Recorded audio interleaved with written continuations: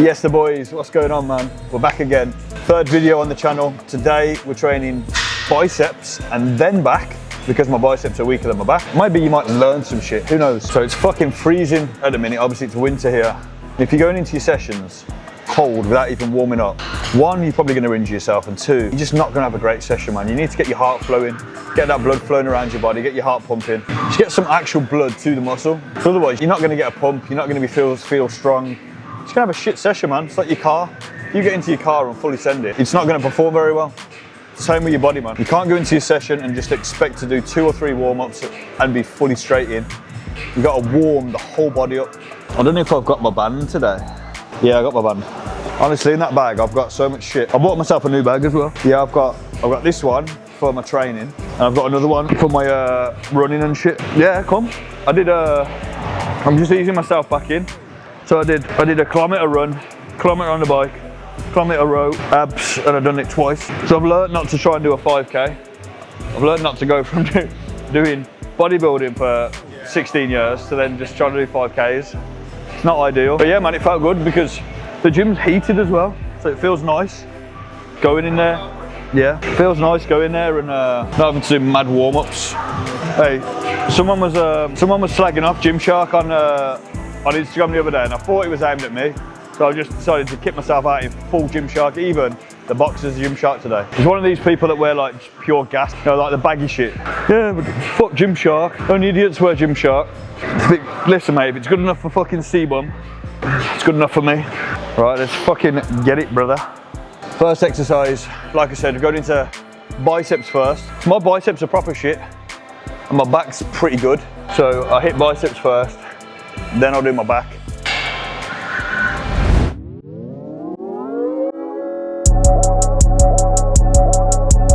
EZ by cable curl, but because I'm a bougie motherfucker and I like my wrist, we use a D handle. Again, gives me a lot more flexibility in what I can do with my wrist. I'm not stuck in that stiff position. I just get a better contraction than with my biceps.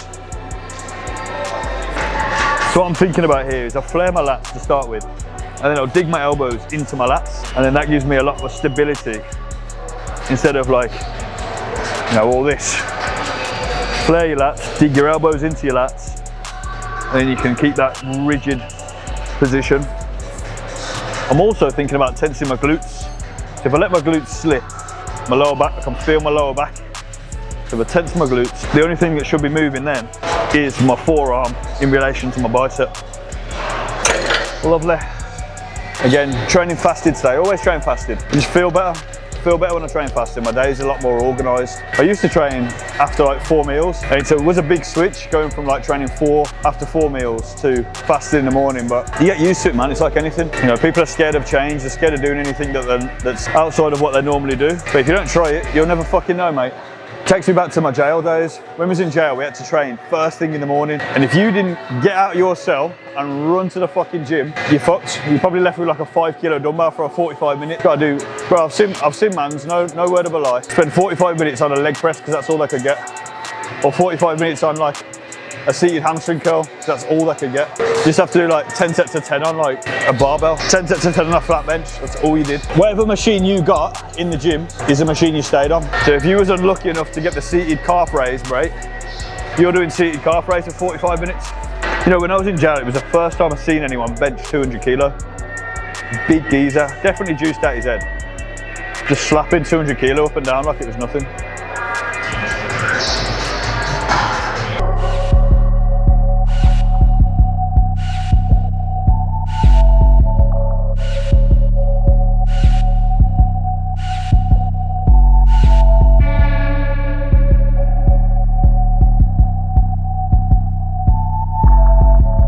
One thing I like to do with these is really get that stretch at the end. Just hold it for a second before I come back up. If you didn't know, the eccentric or the negative part of any single exercise you do is the most important for muscle growth. That's where you're kind of stretching the muscle fibers, causing that stretch and the tear, which then leads to bigger muscles. A lot of people just focus on the contraction. Feels great, but that's not what builds muscle. Time under tension builds muscle. Time under tension.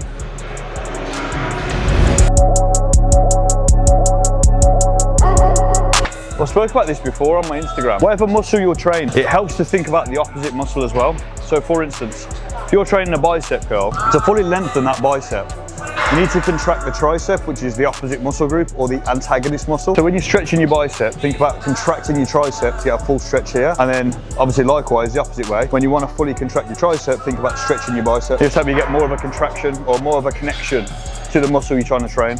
I had Charlie's chicken last night.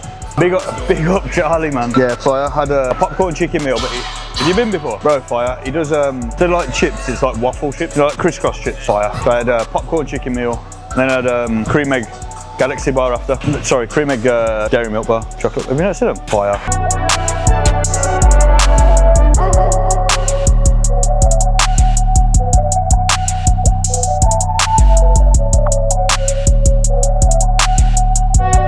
Now we'll move on to back. So we're gonna start on the ISO pull down with a D handle again. Then I usually do the high to low cable pull. But let's move on to the ISO pull down now, and then we'll think about that after. Put it like this, yeah? People always think every single session you need to be going in and adding more weight to your set. Now let's say you were doing a barbell press with 60 kilo on. If you wanted to increase that by even 5 kilo a month, that means at the end of the year, you'll be lifting 120 kilo. You're lifting 60 more kilos. You don't progress that quickly, man. Don't think you need to go into every session and add weight. There's so many different forms of progressive overload. You can add a rep, you can slow the tempo down, you can add pauses in. All of these things are gonna stimulate muscle growth. You don't need to be adding more and more weight every single session because it's just unrealistic, and honestly that's how people get injured. No, you don't. I aim to add like maybe a rep onto exercise per week, maybe 2 reps over the course of a month, and that's not on every exercise. I might progress one exercise a session, and that's fine. That's all I'm looking for. If you're progressing every single exercise, every single session, you'll probably be sacrificing your form to do so, and you're not going to get anywhere doing that. You just look like a fucking idiot.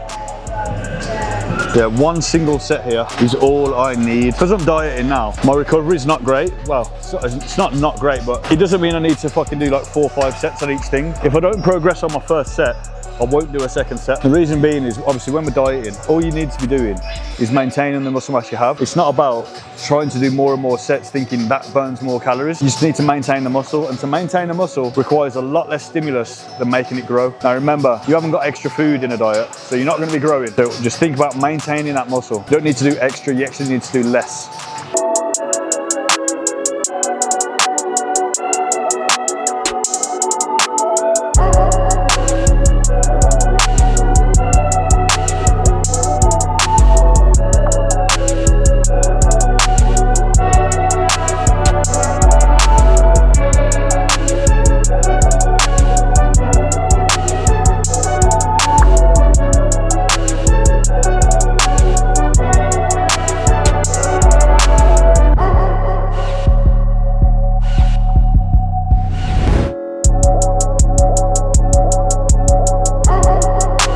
Here he is, man like Jordan, second to none. What's going on, brother? Good, bro. So? All right, man. All right, Adam. Winning. Always winning, bro. We never let anything beat us. Watch. Jordan's my guy, you know. So on this, again, if we think about the antagonistic muscle group, I'm trying to work my back here.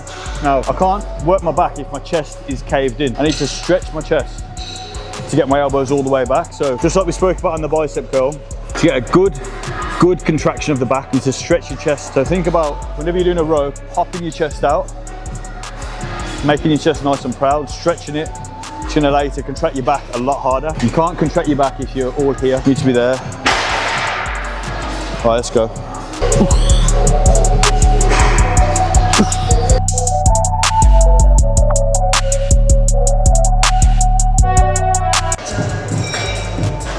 Charlie's chicken's bringing out the striations, man.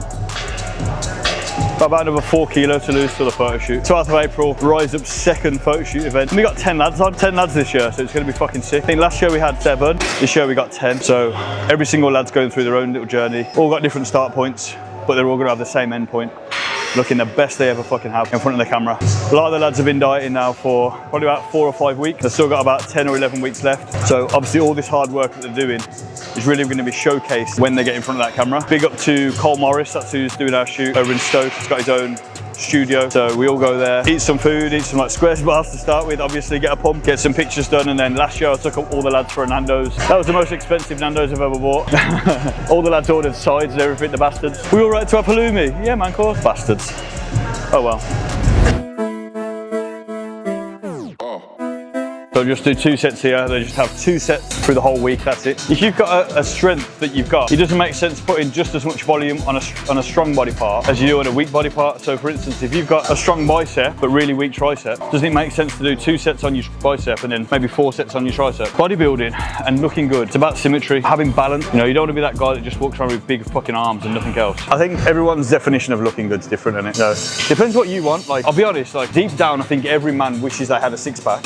I've never met anyone that actually said, I'm happy being fat. I think having a 6-pack is like, you know, a dream for a lot of men, to be honest with you. But as I say, everyone's definition of what the perfect body is kind of differs. I think as long as you're happy, you're confident, truly confident in the body you live in, who's to tell you what's right and what's wrong? But that is a deep question you need to ask yourself. If you're not happy with the way you look, you need to fucking do something about it, because ultimately, if you're not happy in the body that you live in, that will affect other areas of your life, will affect your confidence, will affect your self-esteem, will affect how other people see you, the self-respect you have for yourself, the respect that other people have for you. It's a really big knock-on effect. I think being in shape is so important. I was never in shape growing up, and then one of the biggest changes I noticed just from getting in shape is the respect you get from other people just when you walk into a room. I'm not saying like people look at you and think, oh, he's a Jew said, or you know, they're intimidated, but it just shows fucking hard work. It shows that you've got work ethic, discipline, and that you work towards something. The reality is we live in a world where a lot of people just go to work, they go to the pub on a Friday, they don't really have any dreams or goals or anything they're working towards. So having something that you actually need to put time and effort in that you can't buy, nobody can take away from you, I think shows how much of a strong, motivated person you are. Instead of, I'm not going to say weak, but you know, if you've got no discipline over what you eat or how you perform or how you look, you're not going to get respect from anyone, in my opinion. As a man, I think you need respect. I think you should be respected by, I think if you're disrespected as a man, that's kind of one of the biggest issues that you can have, isn't it? Someone doesn't respect you as a person. They might not like you, which is fine, but if they don't respect you, that's another thing. They're going to take the piss. I think having respect for yourself shines, and I think other people can see that. If you have respect for yourself, I think that's noticeable by everyone else. If you don't respect yourself, no one else is going to respect you. And then you're going to fade into the grey area, not go unnoticed. You're not really living your life then, are you? If you're happy being unnoticed and you want to go into the corner and hide in the shadows, that's fine, but if you're not looking after yourself, nobody's going to care about you. Cool, so that is biceps and back finished off. It's a very, very quick session for me. Back at the home gym, obviously Gym Unity, representing. But yeah, man, hope you enjoyed it. Hope there's some good stuff on there for you to watch, enjoy, take away, learn, implement. Any questions, obviously get at me on the Instagram, fraser.riseup_. But yeah, man, hope you like, subscribe, comment, even if you hate the video. Pushes the algorithm. So watch out for this video dropping Monday, and every single Monday after that we're going to be dropping a new YouTube for you to enjoy. Peace.